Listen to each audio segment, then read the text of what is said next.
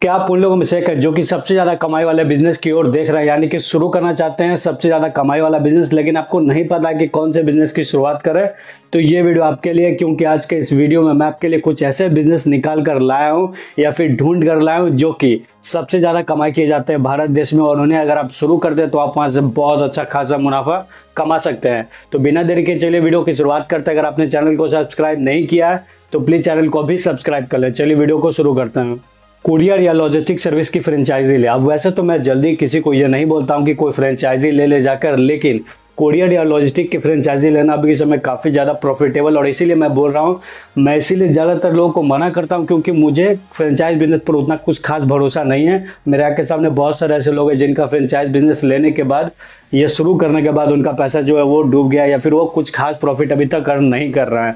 लेकिन लॉजिस्टिक या कुरियर की फ्रेंचाइजी लेना अभी के समय काफ़ी ज़्यादा प्रॉफिटेबल है, क्योंकि वो उस तरह से वर्क कर रहे हैं और उनका जो बिजनेस मॉडल होता है वो काफ़ी ज़्यादा अच्छा होता है और प्रॉफिटेबल होता है। तो प्लीज़ आपको एक अच्छा फ्रेंचाइजी लीजिए। जैसे कि बहुत सारे कंपनी है मार्केट में, जैसे कि DTDC है, ब्लू डार्ट है, और भी बहुत सारी कंपनी। आप कोई अच्छे कंपनी की फ्रेंचाइजी ले। इन सभी की जो कॉस्टिंग आएगी मेरे ख्याल से आपको 3 से 10 लाख रुपए के बीच में आपको निवेश करना होता है। लेकिन अगर आप एक सही लोकेशन से, वो लोकेशन भी आपको काफ़ी ज़्यादा मदद करते हैं लोकेशन फाइंड करने में भी। तो अगर आप इसे सही तरीके से शुरू करते हैं और एक सही कंपनी के साथ शुरू करते हैं तो आप यहाँ से महीने का आराम से 2 से 3 लाख रुपए तक कमाई कर सकते हैं। ये काफ़ी ज़्यादा अच्छा बिजनेस है, और अगर आप इसके बारे में देखना है तो प्लीज़ इसके बारे में पूरी डिटेल में जानिए और उसके बाद इस बिजनेस को शुरू करने की सोचिए। पैकेजिंग मटेरियल का मैन्युफैक्चरिंग बिजनेस शुरू करा। पैकेजिंग मटेरियल अभी के समय में कितना ज़्यादा डिमांड में, ये सभी को पता है। ऑनलाइन बिजनेस हो या फिर ऑनलाइन बिजनेस हो, पैकेजिंग मटेरियल हर जगह काम आते हैं और लगभग हर चीज़ों में काम आते हैं। खास करके अगर आप जैसे कि किसी का क्लोथिंग ब्रांड है या फिर कोई अपना खुद का कुछ ऐसा बिजनेस कर रहा है जहाँ पर सभी चीज़ें पैकिंग पे ही निर्भर रहती है, तो ऐसे में जो पैकेजिंग मटेरियल होती है उसकी डिमांड हमेशा ही बनी रहती है। और अगर आप बायोडिग्रेडेबल बॉक्सेस बेचते हैं या फिर बनाते हैं, या फिर इको फ्रेंडली जो होते हैं पैकेजिंग मटेरियल बनाते हैं, तो उनको गवर्नमेंट भी काफ़ी ज़्यादा सपोर्ट करता है और ये बिज़नेस बहुत अच्छा प्रॉफिट कमा रहा है। जो इस बिज़नेस को कर रहा है वो यहाँ से बहुत अच्छा इनकम जनरेट कर रहा है। तो अगर आप इस बिज़नेस को शुरू करने की सोच रहे हैं तो प्लीज़ इस बिज़नेस को जल्द से जल्द शुरू करें, क्योंकि अभी भी इस बिज़नेस पर बहुत ज़्यादा कंपटीशन नहीं है, और निवेश की बात करें तो बहुत ज़्यादा निवेश भी नहीं है। आपको कुछ मशीन्स में पैसे निवेश करने होते हैं, उसके बाद जगह में पैसे निवेश करने होंगे बस, और कुछ स्टाफ रखना होगा जो कि बेसिक्स हैं, आपको रखने ही होंगे। इसमें कोई कॉम्प्रोमाइज़ नहीं की जा सकती है। हाँ, हो सकता है कि अगर आप बड़े बड़े मशीन ले रहे हैं तो आपको जो है वो निवेश बहुत ज़्यादा करना हो, लेकिन स्टार्टिंग में आप कोशिश करेंगे कि जितना कम से कम हो उतना कम निवेश में बिजनेस को शुरू करें और वहाँ से इनकम जनरेट करना शुरू करें। बाद में जैसे जैसे आपका बिजनेस ग्रो होता है तो आप वहाँ पे और पैसे निवेश कर सकते हैं अपने अकॉर्डिंग। अगर आपको लगता है कि सही यहाँ पे और पैसे डालना तो आप डालिए, उसके बाद वहाँ से और ज़्यादा पैसे कमाइए। लेकिन अगर आपको लग रहा है कि अभी इतना काफ़ी है तो उतना ही पे आप बिजनेस को शुरू करें और उतना ही पे बिजनेस को कुछ सालों तक चलाएं, जिसके बाद आपको पता चल जाएगा यहाँ पे और पैसे निवेश करना सही होगा या फिर नहीं होगा।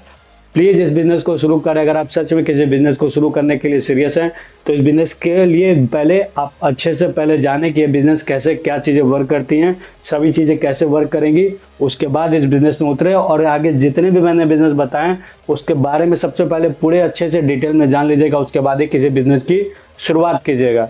हार्डवेयर बिजनेस की शुरुआत करें। हार्डवेयर बिजनेस में कितना ज़्यादा कमाई ये सभी को पता है। अगर आप नहीं जानते तो मैं बता दूं, ऐसे बहुत से लोग हैं जो कि महीने का 15, 20 लाख, 30 लाख रुपए तक हार्डवेयर बिजनेस में कमाई कर रहे हैं।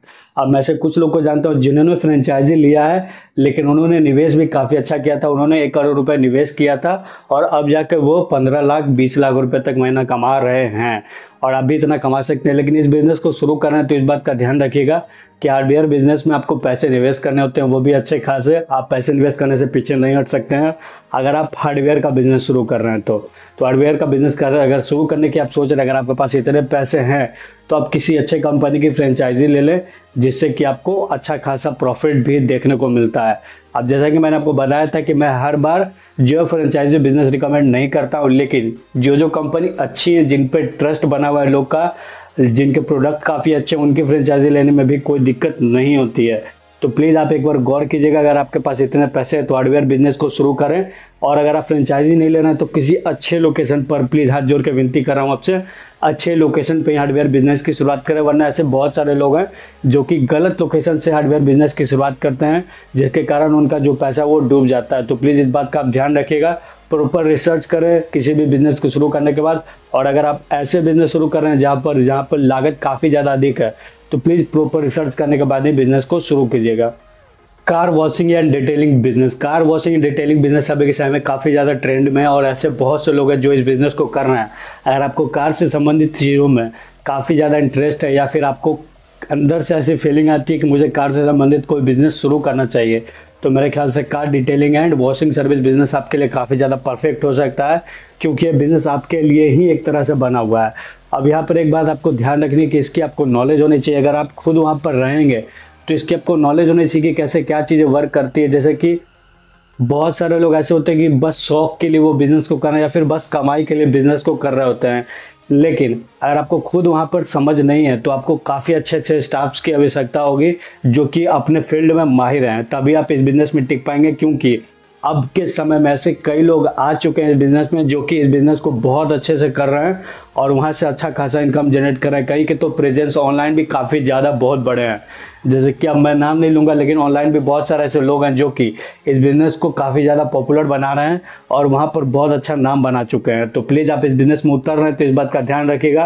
कि आपके पास जो स्टाफ्स हैं वो अपने फील्ड में एक्सपीरियंसड होने चाहिए और काफ़ी ज़्यादा जानकारी वाले होने चाहिए, तभी आप इस बिज़नेस में टिक पाएंगे। और इस बिज़नेस को शुरू करने के लिए बहुत ज़्यादा पैसे की आवश्यकता नहीं होती है। आप 5 से 15 लाख रुपए के अंदर इस बिज़नेस को शुरू कर सकते हैं। हार्डली 10 लाख 12 लाख रुपए लगेंगे और आप अच्छे से इस बिज़नेस को शुरू कर सकते हैं। हाँ, कई लोकेशन पर इस बिज़नेस को शुरू करने के लिए आपको और भी ज़्यादा पैसे निवेश करना पड़ सकता है, क्योंकि यह बिज़नेस में आपको एक जगह चाहिए होती है बड़ी, जहाँ पर आप सभी चीज़ें करते हैं, जैसे कि डिटेलिंग हो गई, वॉशिंग हो गई, और भी बहुत सारी चीज़ें होती है, वो सभी काम किए जाते हैं।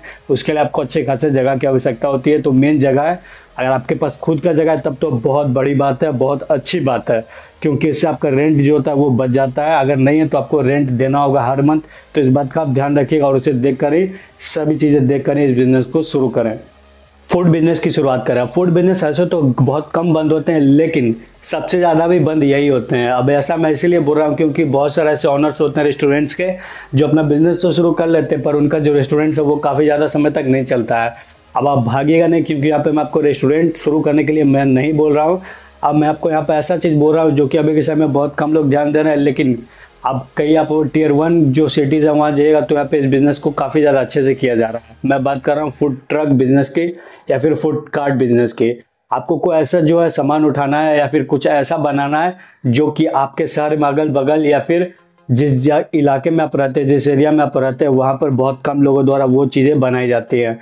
अब जैसे कि मैंने पहले भी अपने वीडियोस में बताया हुआ है कि मेरे जो एरिया है यहाँ पर कुछ खास बहुत अच्छी चीज़ें नहीं बेची जाती, जैसे कि दिल्ली या फिर मुंबई जाने पर आपको फूड ट्रक में कई नई नई चीज़ें बेची जाती हैं। और यहाँ पर ऐसा बिल्कुल भी नहीं। यहाँ पर बेसिक से जैसे कि चाट, फुचका, चाउमीन, मंचूरियन, चिल्ली, यही सब बेचे जाते हैं। ज़्यादा खुश होने पर आपको थोड़े बहुत आइसक्रीम के स्टॉल्स दिख जाएंगे। जहाँ पर मैं रह रहा हूँ बहुत ज़्यादा अच्छा एरिया नहीं है यहाँ पे, जैसे कि यहाँ पे बहुत कुछ अलग टाइप आपको देखने को नहीं मिलेगा। बेसिक जो सभी जगह होते हैं वही यहाँ पे भी है। तो आपको कुछ ऐसा चीज़ का बिजनेस शुरू करना है जो कि आपके एरिया में नहीं है, तो इस बिज़नेस में आप टिक पाएंगे, वरना यहाँ पे टिकना थोड़ा मुश्किल है। और यहाँ पर एक बात आप ध्यान रखिएगा कि आप किसी भी तरह का फूड ट्रक शुरू कर रहे हो, यानी कि आप किसी भी तरह का खाना या फिर व्यंजन परोस रहे हो, उसका जो टेस्ट है वो काफ़ी ज़्यादा अच्छा होना चाहिए। नहीं तो ग्राहक आपकी दुकान पर कुछ समय के लिए तो आएंगे, लेकिन जैसे उन्हें पता चलेगा कि आपका जो खाने का टेस्ट है वो काफ़ी ज़्यादा बेकार है और प्राइसिंग भी उस हिसाब से नहीं है, तो वहाँ आना बंद कर देंगे। तो इस बात का आप ध्यान रखिएगा कि अगर आप खुद बना रहे हैं या फिर आपके स्टाफ बना रहे हैं, किसी भी सिचुएशन में आपके जो टेस्ट है वो काफ़ी ज़्यादा अच्छे होने चाहिए, वन क्वालिटी के होने चाहिए, और जो प्राइसिंग है वो भी काफ़ी ज़्यादा अच्छी होनी चाहिए। तो उसी हिसाब से आप अपने बिज़नेस को शुरू कीजिएगा। अगर आपको आइडिया चाहिए कि फूड ट्रक में कौन से खाने का बिज़नेस शुरू करें तो प्लीज़ नीचे कमेंट कीजिएगा, मैं आपकी मदद पूरी तरह से कोशिश करूँगा करने की। उम्मीद करता हूँ आपको आज का ये वीडियो पसंद आएगा। यहाँ तो मैंने बस 5 बिजनेस के बारे में आपको बताया, लेकिन अगर इस वीडियो पे मुझे अच्छा प्यार मिलता है तो गारंटी देता हूँ आपके लिए बहुत अच्छे और बहुत हाई प्रॉफिटेबल बिजनेस लाने की गारंटी मेरी है। तो प्लीज़ चैनल को सब्सक्राइब करें और वीडियो पर प्यार दिखाइए। अपने किसी ऐसे दोस्त के साथ इस वीडियो को शेयर करें जो कि खुद का बिजनेस शुरू करना चाह रहे हैं, या फिर कोई भी ऐसे व्यक्ति जो कि अपना खुद का बिजनेस शुरू करना चाह रहे हो, उन्हें इस वीडियो को शेयर कीजिए और इस चैनल के बारे में बताइए। अगर इस वीडियो पे अच्छे खासे प्यार देखने को मिलते तो मैं आपको गारंटी दे रहा हूँ कुछ ऐसे बिजनेस निकाल कर लाऊंगा जिसमें सच में बहुत ज़्यादा हाई प्रॉफिट होती है और वहाँ से आप अच्छा खासा इनकम जनरेट कर सकते हैं। तो प्लीज़ चैनल को सब्सक्राइब कर लीजिएगा। चलिए मिलते हैं अगले वीडियो में, तब तक के लिए अपना ध्यान रखिए और अच्छे से रहिए घर पर।